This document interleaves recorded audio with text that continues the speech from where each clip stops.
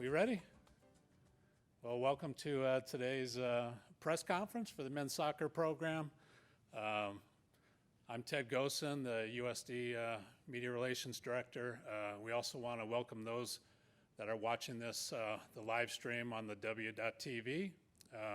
Today we'll have these three gentlemen come up and speak one at a time, and then afterwards we can open it up to any questions from the media, and we'll have them come up one at a time to the podium. So at this time, I'd like to welcome Bill McGillis, our Associate Vice President and Executive Director of Athletics, to kick this off. Thank you, Ted.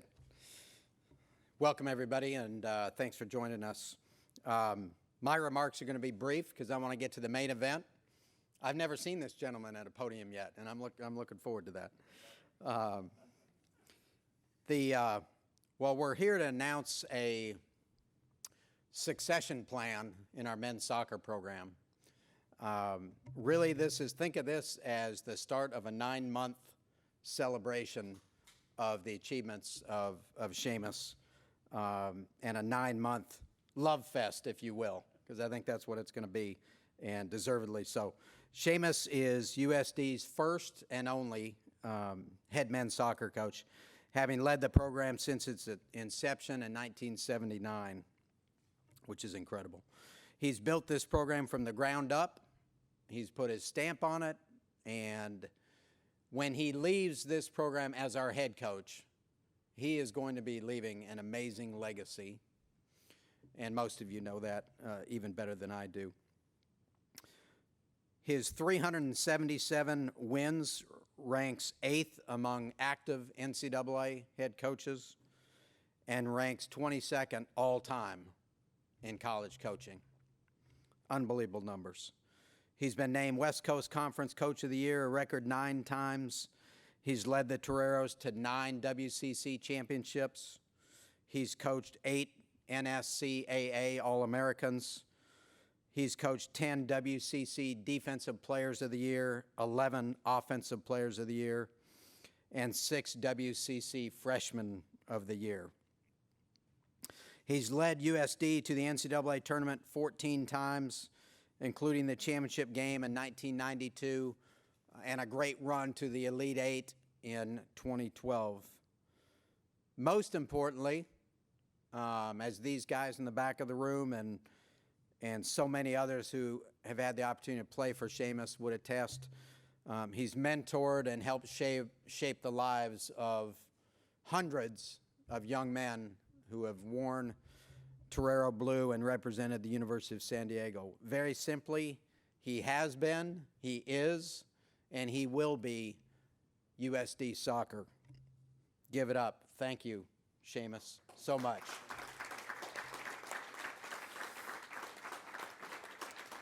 I'm also very pleased to announce that Seamus's close friend, confidant, and colleague, Brian Quinn, will serve as our head coach effective January 1st of 2018.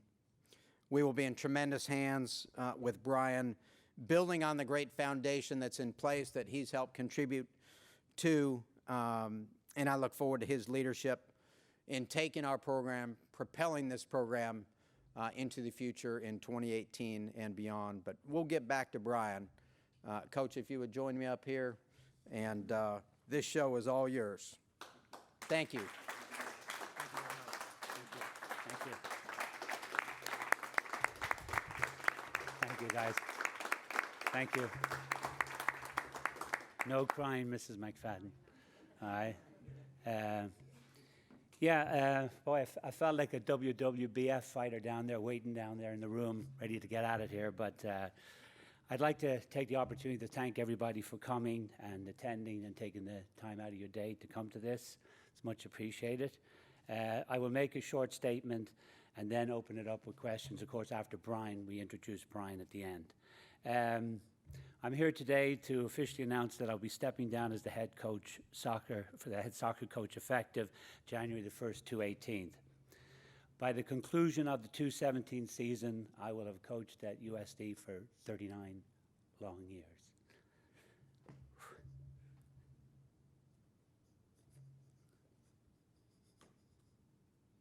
Yeah, water. Many close friends have asked me, why not go to 40? And the simple truth is, I just don't want to. I'm ready to hand it over. I think Brian is an outstanding coach.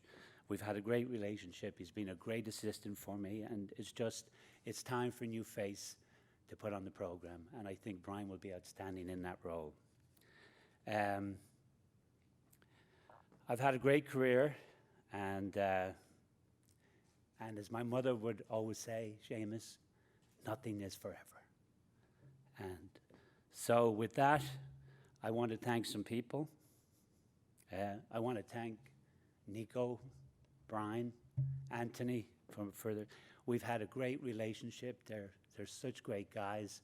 I have to say we probably have one of the most special staffs in the country, and that's been amazing for me and really has propelled me into these extra years of coaching. You know, I've coached Connor, my son, for 4 years. Felt like 25 years, but I got through it.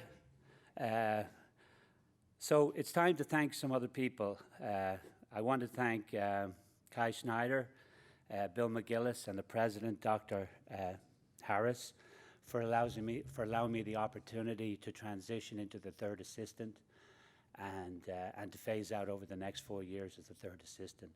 I'll try to be the most inconspicuous third assistant in the nation, but probably doubtful.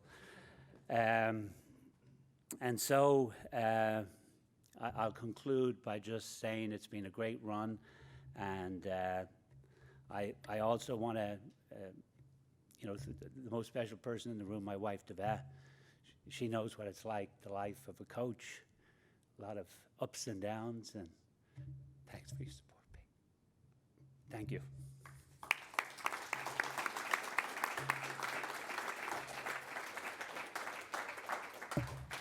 Thank you, Coach. It's not often that succession plans are this easy. It's rare, but I think in this case, Seamus talks about the staff, and he's talked about the staff since the day I arrived. He's talked about Nico, and he's talked about Brian at length, and this has been easy, and it's going to be a very, very successful transition with this staff collectively remaining in place. Please welcome our next head coach, effective in January 2018, Brian Quinn.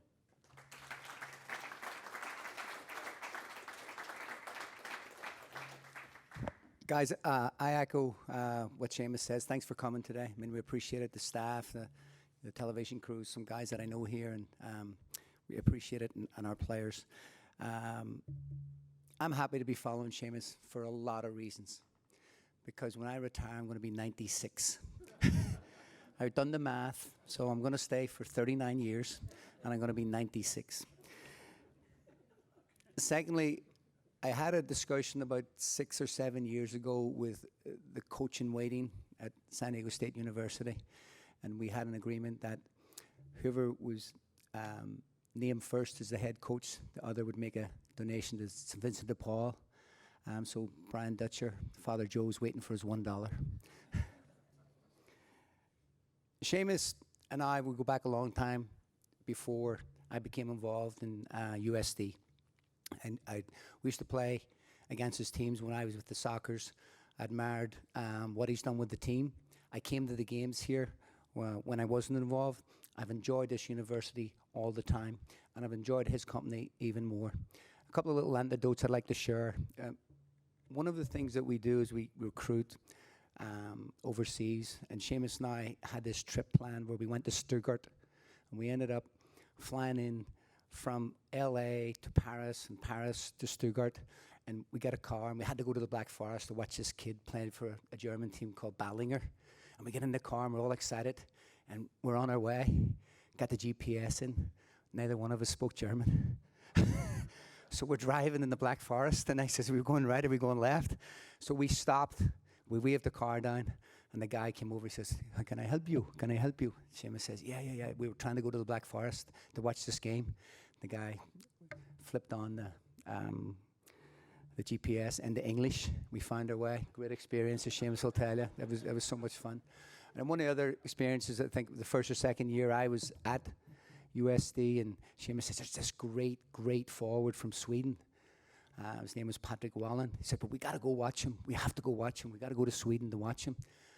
And I'm new to it, and I says, okay, lead the way. So Seamus gets the tickets. We go to Stockholm. And Patrick Wallen, if anyone knows, has been the WCC Player of the Year, Conference Player of the Year a couple of times when he was here at USD. And we go to watch him, and I'm sitting in the stands beside Seamus. And he's supposed to be a forward, but he's playing midfield. And I'm saying, Seamus, what's going on here? He touched the ball 3 times in the first half. And I turned to him and I says, how are you going to get out of this one? How are you going to get out of this? He said, oh, well, wait. The second half, they put him up front. It was like Lazarus. He scored 3 goals. He scored a header. He scored a volley. Dribbled past the goalkeeper. And I was thinking, oh, Seamus, you're right. I trust you. I don't doubt you anymore. So there are a couple of fabulous little stories that I've enjoyed. For me, being involved in this university, I feel it's the right time for me. It's the right university. And it's the right city. Having lived here since 1983, I enjoy it as much today as when I first stayed in San Diego. I enjoy this university. I enjoy the people involved. I love the Roman Catholic component. I like the social justice aspect of this university. And for me, it's going to be a fabulous transition, and I look forward to the future. Thank you very much.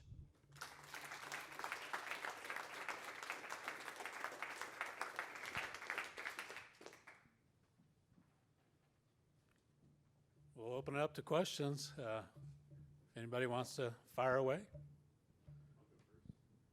Seamus? Oh, sorry. 39 years of coaching. That's when we finish this year down the road.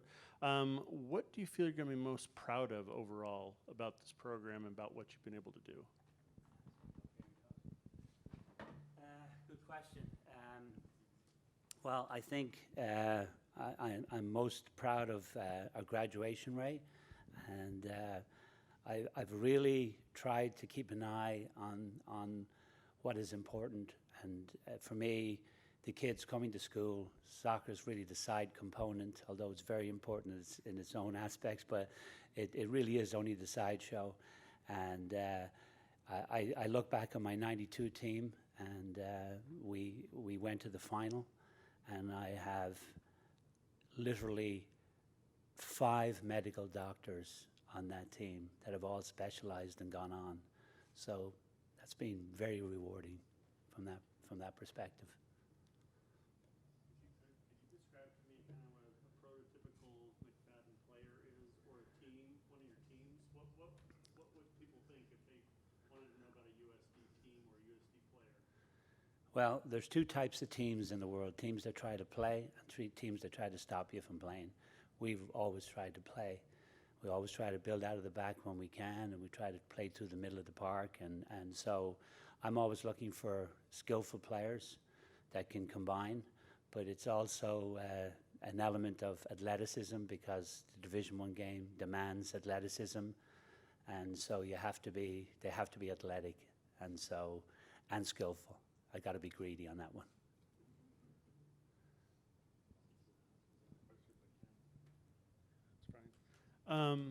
How has the college game changed, and how have you adjusted in the time that you've been the head coach? Well, I do think you have to reinvent yourself, and sometimes you get a bit stale, and sometimes when you think you know everything, you really don't. And so I've really made it a priority to sort of, obviously I surround myself with great people. That's the most important thing I think you can do as a head coach. And then, but sort of being able to reinvent yourself and keep up to date with what's going on in soccer. And it's definitely changed from the days when I was going around in the dorms putting posters up for looking for players with any Division I experience, having my $100 budget. So I spent a lot of time in my car those early days. Any other questions?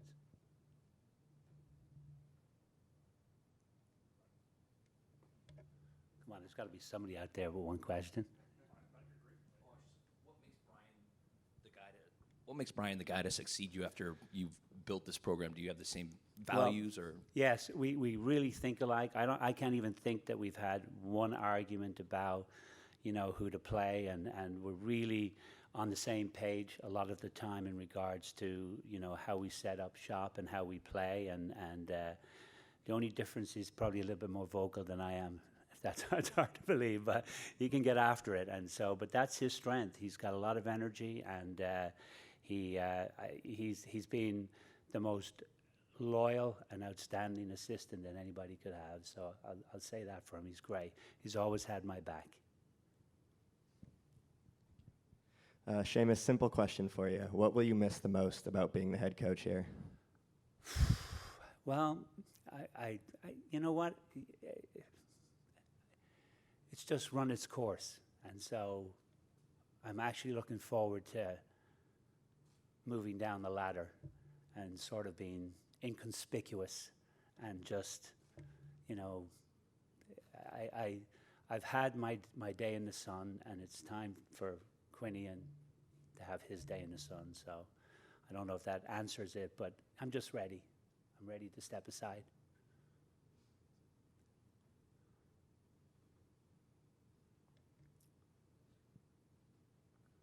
Thanks, Seamus. Thank you. Brian, could you sort of talk about the coming season and Seamus's last, and what that'll mean for the two of you, as well as maybe some of the events that might be planned? Yeah, Ted, we're kind of pleased with the group of kids we have now on the team, and we're in the spring season, and then we're going to add probably 4 or 5 other players as we go forward. I think one of the main reasons why we wanted to make an announcement now and not wait till late on in the summer before the season began is because I think it would be fair to Seamus that this community and this university has time to prepare, and we can do an event where we can recognise Seamus on a broader scale. And one of the things that we've done, and Seamus and myself worked on this with Jorge Salcedo of UCLA over the last 5 or 6 months, was to try and get UCLA to come here. We had them on the schedule, but Seamus being great friends with Jorge, we've kind of invited them to come on October the 22nd, and we're going to recognize Seamus, and that night is Seamus McFadden night, and we'll do a few neat little things at the game. And then we also, from our side and the university, we want to make it youth soccer night. So the idea is to try and fill Toreros Stadium on Seamus's night against UCLA.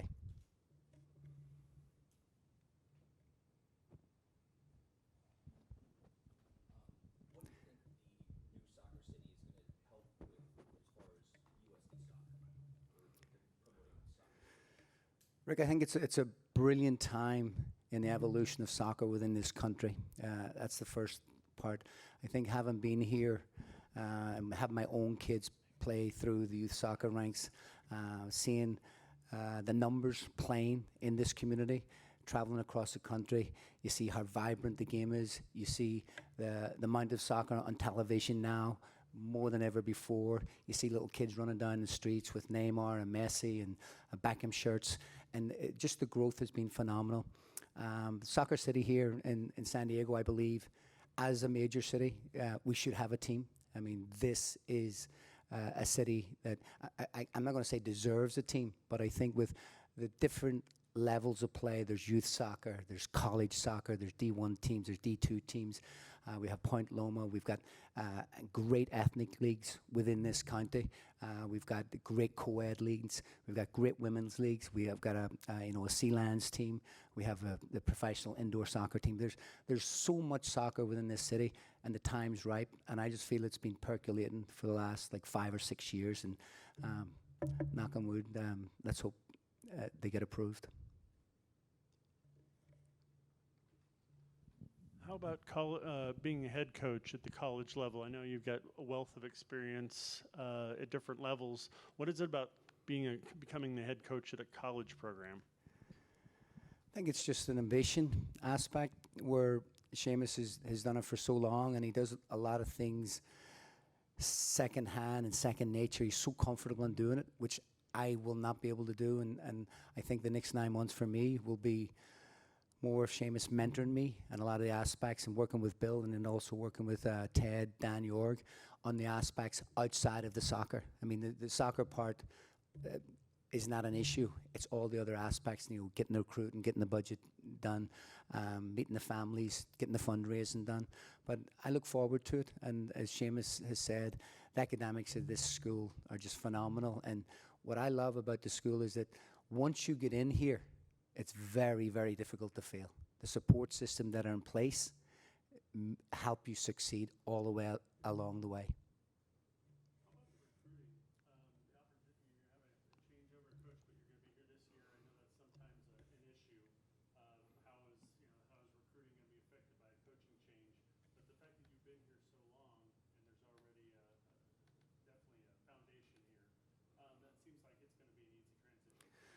I think the process will pretty much stay the same where, you know, if we go out on recruiting trips or we get recommendations, all three of us will go and watch that player, and then we'll give our suggestions and input. And then at the minute, Seamus makes a decision, and in 9 months, I'll make a decision.